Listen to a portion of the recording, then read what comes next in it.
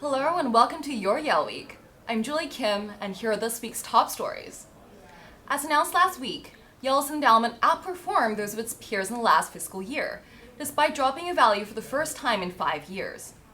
The endowment fell from $25.6 billion to $25.4 billion in the fiscal year 2016, ending a period of robust financial growth for Yale that has been ongoing since the 2008 financial crisis. However, Yale's return of 3.4% is successful when compared to an average loss of 2.7% among colleges and universities over the past year.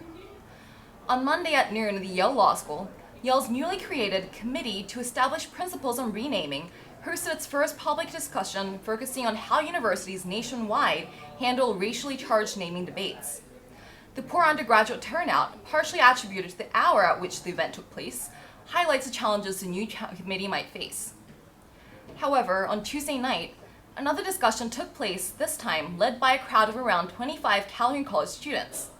Several Calhoun students expressed concerns that the renaming discussions would further prolong a debate that may have already dragged on for too long.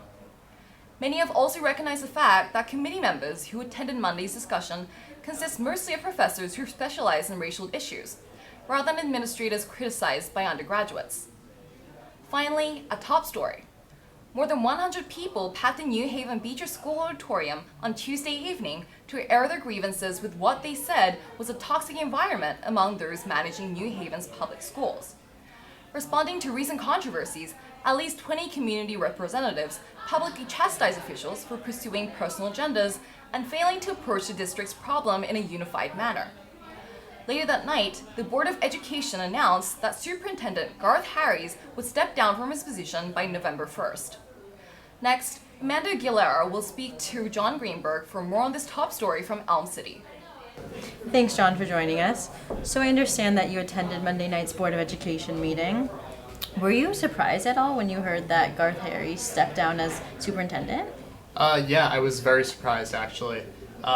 He was definitely taking a lot of flack throughout the meeting, but he didn't really seem that fazed by it, nor did the members of the Board of Education. They weren't really fazed by anything that was being said.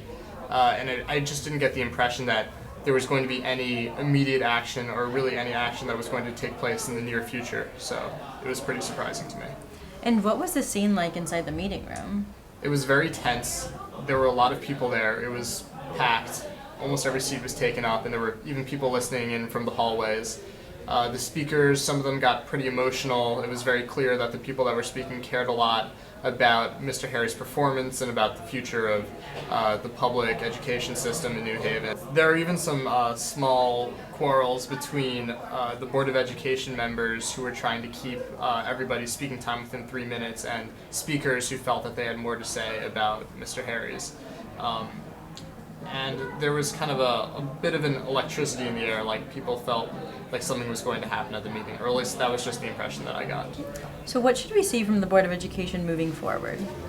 So a representative for Mayor Harp told me that the mayor, who's also the president of the Board of Education, is assembling a committee to look for an interim superintendent to take Mr. Harries' position for the time being.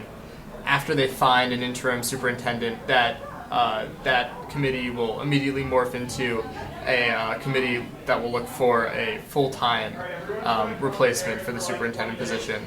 And that committee is made up of a mixture of Board of Education members of Mayor Harp's staff, and just New Haven community leaders. Great, thank you.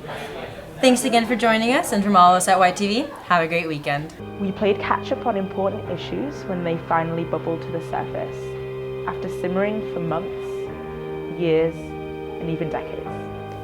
We recognize that for all the valuable reporting we did over the course of 125 issues,